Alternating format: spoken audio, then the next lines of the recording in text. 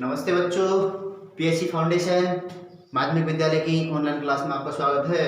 देखिए, कक्षा 8 की हिंदी विषय का जो तुम पाठ पढ़ रहे थे, बस की यात्रा, हरिशंकर परसाई जी के द्वारा लिखित बस की यात्रा जो पाठ पढ़ रहे थे, उसकी कुछ वीडियो पहले डल चुकी हैं।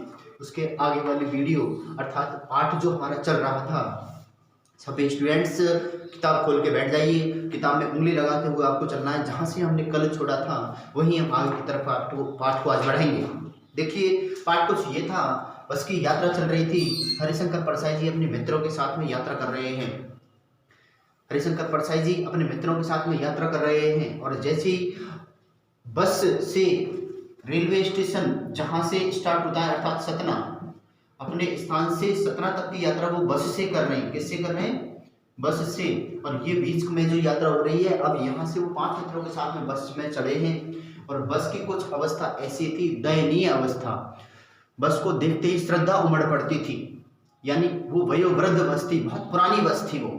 ठीक है, यहाँ से आगे क्या होता है देखिए, वो बस में चढ़ भी गए हैं। उनके मित्रों ने बस में जबरदस्ती हरिशंकर परसाई और उनके मित्रों को चढ़ा दिया है। जो लोग उनको विदा करने आए थे, वो ऐसा लग रहा था मानो उनको अंतिम बार विदा दे रहे हों। और अंतिम बार विदा कब देते हैं आप बेटा सब जानते होंगे, जब आदमी की मृत्यु होती है, व्यक्ति को अंतिम बार विदाई दी जाती है। ऐसा ही कुछ वहां पर हो रहा था। उसके बाद में हुआ क्या, उसके जो बस कंपनी के मालिक थे वो भी बस में सवार थे। सबको अचरज हो रहा था, सब आश्चर्य कर रहे थे। और हुआ क्या, बस कंपनी के मालिक से उन्होंने ये भी पूछा क्या बस ये चलती है? तो उन्होंने कहा हाँ बिल्कुल चलती है, अभी चलेगी। और ऐसा ही हुआ, बस चली तो कुछ ऐसा लग रहा था, उसके कुछ शीशे जो थे खिड़कियों के वो पहले गिर चुके थे। और जैसे ही बस स्टार्ट हुई, पूरी बस में कंपन होने लगा। तो हुआ क्या, ऐसा लग रहा था कुछ बचे हुए शीशे फिर टूट के गिर जाएंगे। तो वो थोड़े खिड़की से थोड़े सीट की तरफ और खिसक गई। और ऐसा लग रहा था मानो स्टार्ट होने के बाद में पूरी बस ही एक इंजन और वो इंजन के अंदर बैठे हुए थे। बस चलने लगी, कभी सीट आगे कभी पीछे, कभी आगे कभी पीछे, यानी पता ही नहीं लग रहा था कि वो सीट पर बैठे हुए या सीट उनके ऊपर बैठी हुई है। यहाँ तक कल हो चुका था। यहीं से आगे एक बस रुक गई। यहाँ से आगे देखिए, सब किताब निकालो और स्टार्ट करते हैं हम यहाँ से आगे पढ़ाना। देखिए किस प्रकार से पढ़ाते हैं। एक बस रुक गई। सारे स्टूडेंट्स किताब खोल के बैठो। किताब में बस अपनी उंगली जहां हम चलते हैं वहां लगा के रखो। एक बस रुक गई। मालूम हुआ कि पेट्रोल की टंकी में छेद हो गया। पेट्रोल टंकी से मतलब होता है बेटा डीजल टैंक जो होता है, डीजल टैंक। और पेट्रोल और डीजल एक ही बात है, ध्यान रखना। पेट्रोल डीजल, उसकी जो टंकी थी, जो टैंक था, उसमें छेद हो गया। और छेद से तात्पर्य उसका डीजल निकल के नीचे जाएगा, और नीचे जाएगा तो डीजल उसको मिलेगा नहीं। जब ईंधन ही नहीं मिलेगा उसको तो बस चलेगी कैसे? देखिए क्या होता है, पेट्रोल की टंकी में छेद हो गया है। ड्राइवर ने बाल्टी में पेट्रोल डालकर उसे बगल में रखा।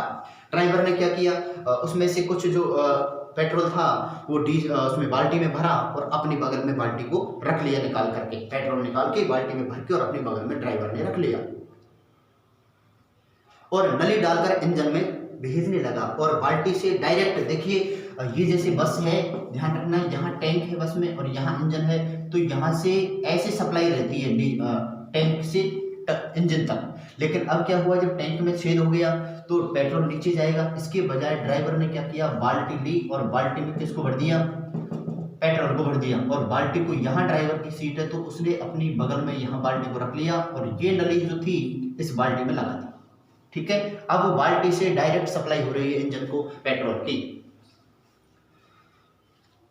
अब मैं उम्मीद कर रहा था कि थोड़ी देर बाद बस, अब क्या हुआ, जो लेखक थे वो थोड़ी देर उम्मीद ये सोच रहे थे कि अब ऐसा होने वाला है। आगे क्या सोच रहे थे, वो ये उम्मीद कर रहे थे कि थोड़ी देर बाद बस कंपनी के हिस्सेदार जो उस बस में उनके साथ सफर कर रहे थे, वो बस कंपनी के हिस्सेदार क्या करेंगे, उस इंजन को निकालेंगे और अपनी गोद में रख लेंगे। क्या करेंगे, इंजन को निकाल के अपनी गोद में रख लेंगे और उसे नली से पेट्रोल पिलाएंगे। जैसे यहाँ अभी ऐसे चल रहा है बाल्टी के जरिए। फिर क्या करेंगे, जो बस कंपनी के मालिक उस बस में बैठे हुए हैं वो उस इंजन को उठाएंगे और अपनी गोद में रखेंगे।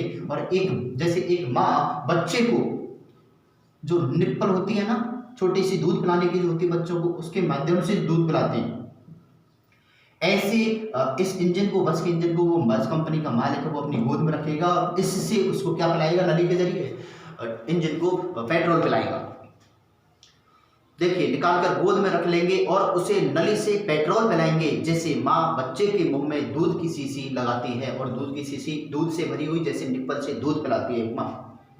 बस की रफ्तार अब 15-20 मील हो गई थी। बस की रफ्तार थोड़ी और यानी बस और आगे 15-20 मील तक बढ़ चुकी थी। मुझे उसके किसी हिस्से पर भरोसा नहीं था। लेखक अब भी उसमें बैठ के चले रहे हैं, फिर भी ये सोच रहे हैं कि कोई भरोसा नहीं है बस समय पर पहुंचेगी भी या नहीं। लेकिन क्या होता है आगे देखिए, उसके किसी हिस्से पर बिल्कुल विश्वास ही नहीं था लेखक को। ब्रेक फेल हो सकता है। क्या सोच रहे हैं लेखक बैठे बैठे, अरे कुछ नहीं होगा तो ब्रेक फेल हो जाएगा और एक बार चलने लगेगी तो फिर ये रुकेगी नहीं, किसी भी पेड़ से दीवार से जाके टकरा जाएगी। क्या होता है आगे देखो, या फिर ब्रेक फेल हो सकते हैं या फिर स्टीयरिंग टूट सकती है। जो स्टीयरिंग होती है, इसमें स्टीयरिंग का मतलब जानते हो, हैंडल होता है जिसको ड्राइवर चलाता है ना, जो पकड़े रहता है ड्राइवर जिसको, ये स्टीयरिंग जो होती है, ये स्टीयरिंग ये फेल हो सकती है, जो पहियों से जिसका कनेक्शन रहता है, स्टीयरिंग भी फेल हो सकती है। प्रकृति के दृश्य बहुत लुभावने थे और प्रकृति उस समय कुछ अपना मनोरम, अपना सुंदर दृश्य दिखा रही थी। दोनों तरफ हरे भरे पेड़ थे जिन पर कौन बैठे हुए थे, पक्षी बैठे हुए थे। ध्यान रखना, मैं हर पेड़ को अपना दुश्मन समझ रहा था।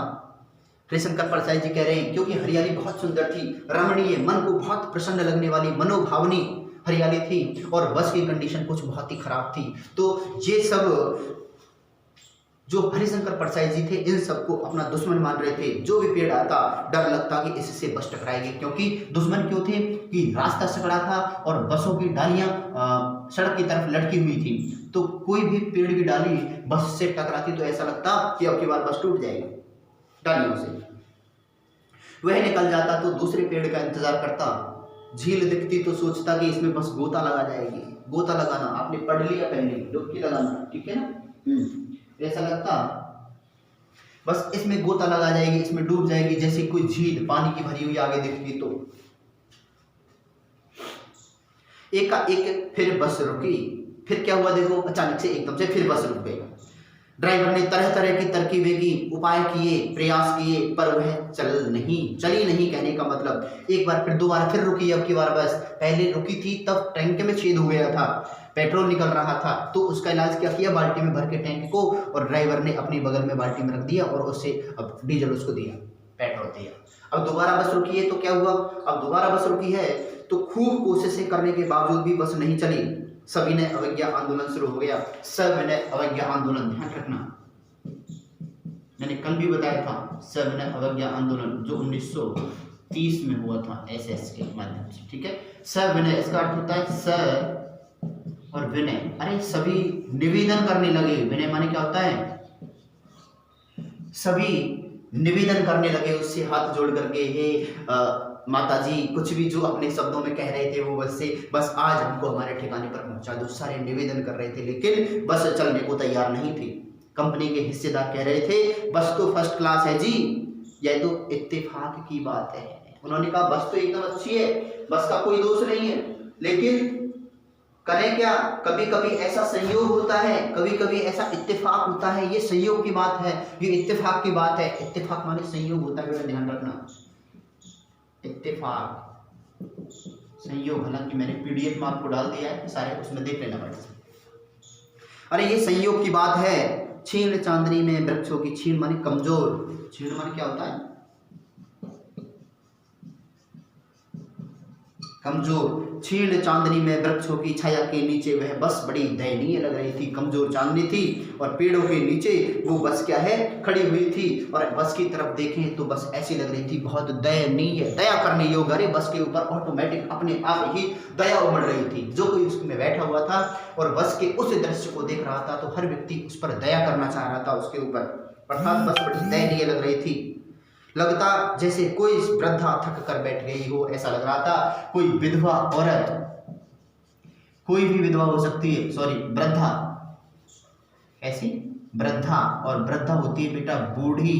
कोई बूढ़ी औरत बहुत चलने के बाद में थक जाती है ना, क्या हो जाती है, थकावट आ जाती है उसकी, और थकावट होके जब वो सुख आती है अर्थात उसको तसल्ली लेती है अर्थात वो रेस्ट आराम करती है, ऐसा प्रतीत हो रहा था कि वो बस भी एक वृद्धा बूढ़ी की तरह थकावट में आके परेशान होके और रेस्ट कर रही हो, आराम कर रही हो। हमें ग्लानि हो रही थी, ग्लानि दुख हो रहा था, हमें क्या हो रहा था, ग्लानि यानी दुख हो रहा था कि बेचारी पर लदकर हम जा रहे हैं, ये दुख हो रहा था। यहाँ पर कवि को, लेखक को हरिशंकर परसाई जी कह रहे हैं कि मैंने तो अभी मित्रों से कह रहे हैं कि मैंने पहले ही कहा था तुमसे, अरे इस बेचारी को क्यों परेशान करते हो, मत चलो, लेकिन नहीं, कोई मित्र नहीं माना उनका।